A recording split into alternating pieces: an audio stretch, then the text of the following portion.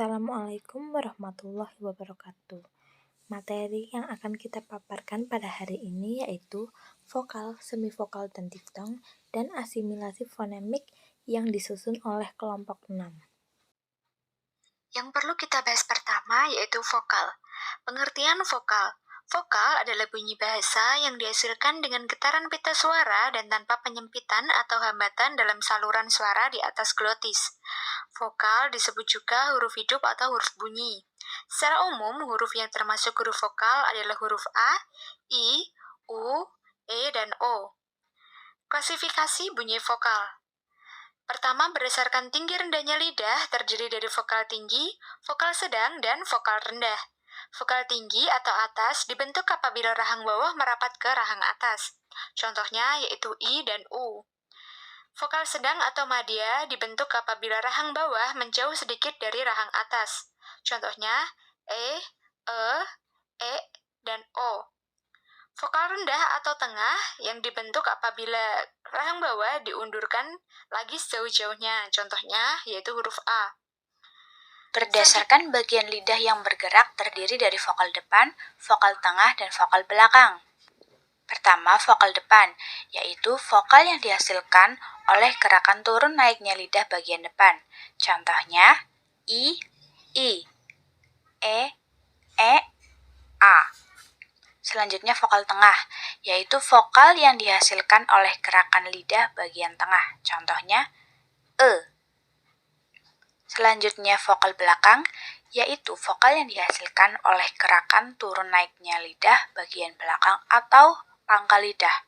Contohnya, O, U. Yang ketiga ada berdasarkan bentuk bibir, terdiri dari vokal bulat dan vokal tak bulat. Vokal bulat yaitu vokal yang diucapkan dengan bentuk bibir bulat. Bentuk bibir bulat bisa terbuka atau tertutup. Jika terbuka, vokal itu diucapkan dengan posisi bibir terbuka, yaitu U dan O. Jika vokal tak bulat, yaitu vokal yang diucapkan dengan bentuk bibir tidak bulat atau terbentang lebar. Contoh A, I, E. Berdasarkan strukturnya terdiri dari vokal tertutup, vokal semi tertutup, vokal semi terbuka, dan vokal terbuka. Vokal tertutup yaitu vokal yang dibentuk dengan lidah diangkat setinggi mungkin mendekati langit-langit dalam batas vokal, terletak pada garis yang menghubungkan antara I dan U. Contohnya, I dan U. Dan vokal semi tertutup yaitu vokal yang dibentuk dengan lidah diangkat dalam ketinggian sepertiga di bawah tertutup atau 2/3 di atas vokal yang paling rendah, terletak pada garis yang menghubungkan antara vokal E dan O. Contohnya, E dan O.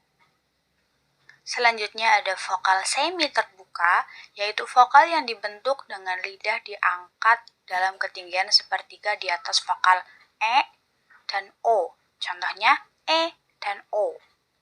Dan yang terakhir, vokal terbuka, yaitu vokal yang dibentuk dengan lidah dalam posisi serendah mungkin kira-kira pada garis yang menghubungkan antara vokal A dan A.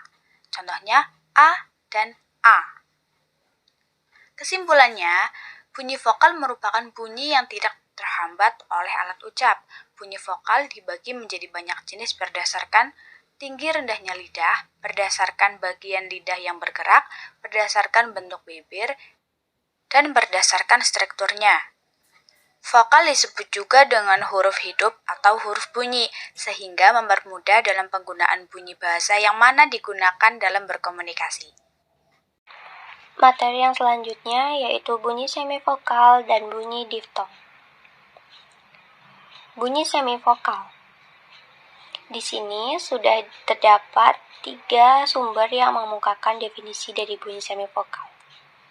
Berdasarkan sumber yang pertama mengemukakan bahwa bunyi semivokal adalah bunyi yang secara praktis termasuk konsonan, tetapi pada waktu diartikulasikan belum membentuk konsonan murni. Bunyi bahasa yang memiliki ciri vokal maupun konsonan mempunyai sedikit gesekan dan tidak muncul sebagai inti suku kata. Kemudian berdasarkan sumber yang kedua, bunyi semivokal adalah vokal yang membentuk suku istilah diftong dengan vokal penuh. Artinya, mereka seperti suara vokal yang tidak membentuk inti dari suku istilah atau mora. Kemudian berdasarkan Kamus Besar Bahasa Indonesia, bunyi semivokal sendiri merupakan bunyi bahasa yang mempunyai ciri vokal ataupun konsonan, memiliki sedikit gesekan dan tidak muncul sebagai inti suku kata. Contohnya, pada bunyi Y, bunyi R, dan bunyi W. Kemudian perbandingan definisi bunyi semivokal. Berdasarkan ketiga sumber yang telah mengemukakan definisi bunyi semivokal, pada sumber yang pertama mengemukakan bahwa bunyi semivokal lebih condong kepada bunyi konsonan, hanya saja saat diartikulasikan belum menghasilkan konsonan murni.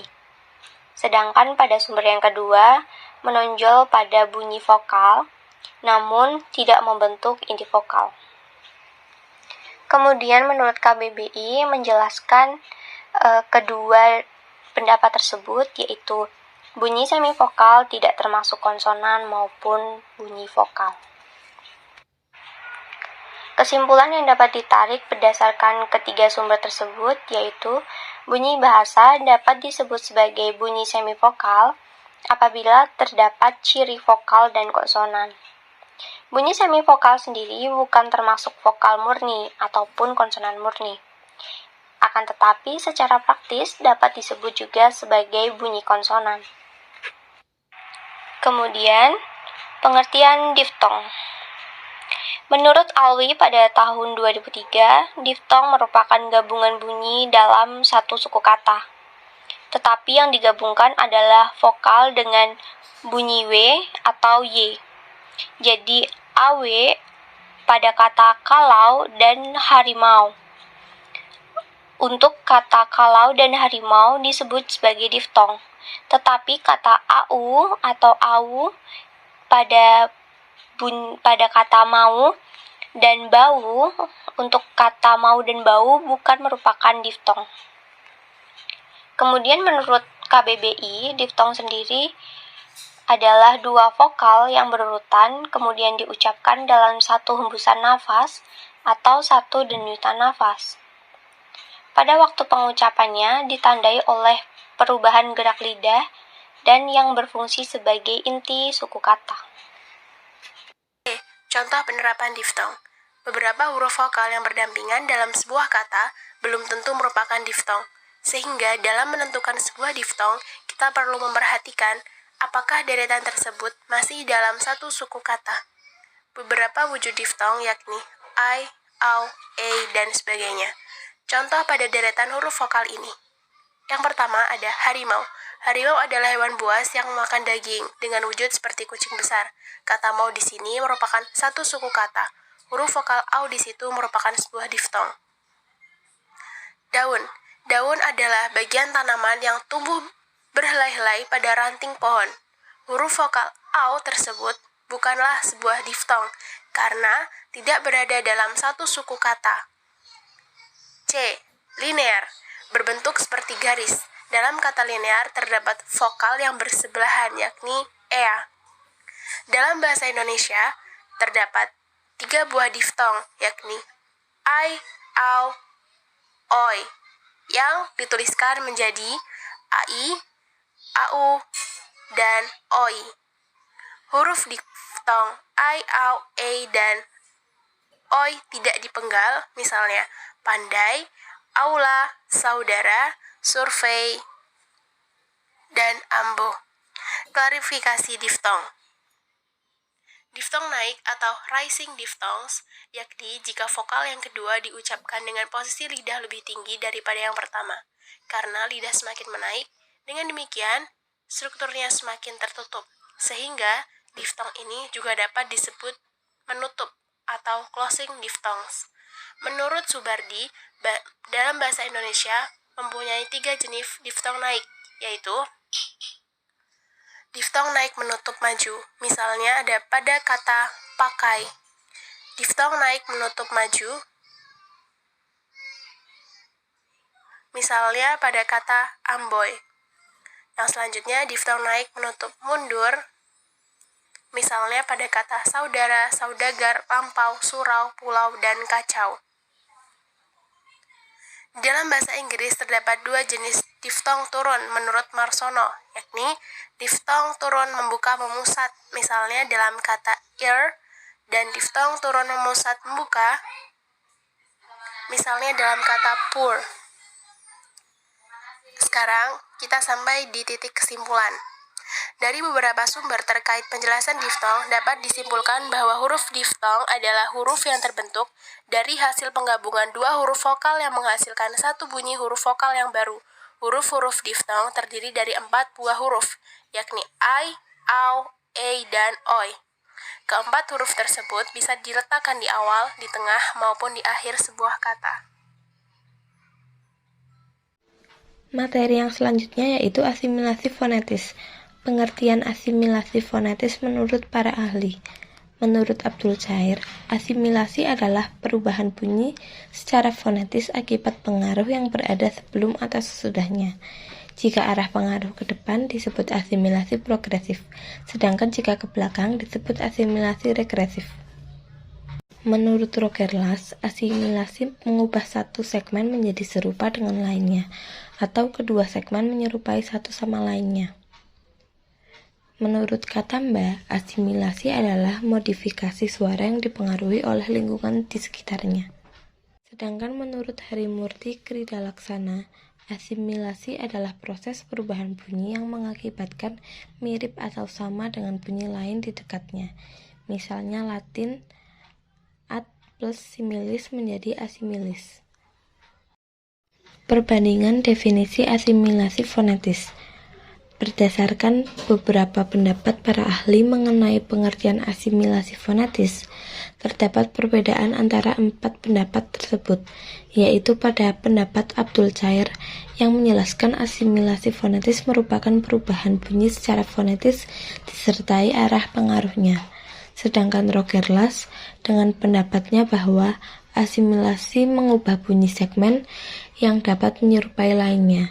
Kemudian Katamba secara sederhana mendefinisikan asimilasi sebagai modifikasi suara yang dipengaruhi lingkungan, dan pendapat Harimurti hampir mirip dengan pendapat Rogerlas. Hanya saja Harimurti lebih lengkap karena disertai contohnya. Klasifikasi asimilasi fonetis. Menurut perubahan fonemnya dibedakan menjadi 2 jenis, yaitu asimilasi fonetis dan asimilasi fonetik. Di sini kita hanya mempelajari tentang satu jenis, yaitu asimilasi fonetis. Asimilasi fonetis adalah penyesuaian bunyi dengan bunyi lain tetapi dengan mempertahankan fonem yang sama, sehingga dalam asimilasi fonetis tidak terjadi perubahan fonem melainkan perubahan pengucapan tanpa mengubah identitas fonem. Contohnya donghon, dokon yang disebut katakan, ompung atau opung yang berarti nenek. Contoh tersebut menjelaskan bahwa perubahan itu hanya terjadi di dalam pengucapan saja. Kesimpulannya, secara umum dapat disimpulkan asimilasi adalah peristiwa berubahnya sebuah bunyi menjadi bunyi lain akibat sekitarnya, sehingga bunyi tersebut menjadi sama atau memiliki ciri-ciri yang sama dengan bunyi yang memengaruhinya. Kemudian dalam klasifikasinya, hanya asimilasi fonetislah yang dipelajari. Sekian pemaparan materi yang bisa disampaikan dari kelompok 6. Semoga bermanfaat. Jika ada kesalahan kata mohon dimaafkan. Terima kasih. Wassalamualaikum warahmatullahi wabarakatuh.